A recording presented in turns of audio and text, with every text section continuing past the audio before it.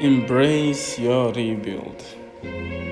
You will stumble, you will mess up, you will have days where you feel like you were moving backwards.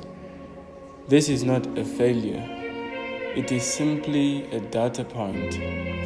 The only time you truly fail is when you refuse to stand up. Your resilience is not measured by how well you avoid falling, but how fast you launch your comeback.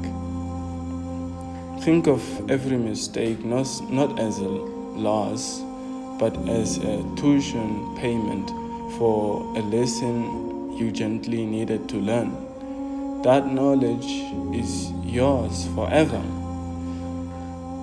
Your most impressive story won't be about smooth sailing, and it will be about the time you were knocked down, took a deep breath, and started rebuild with more wisdom than you had before.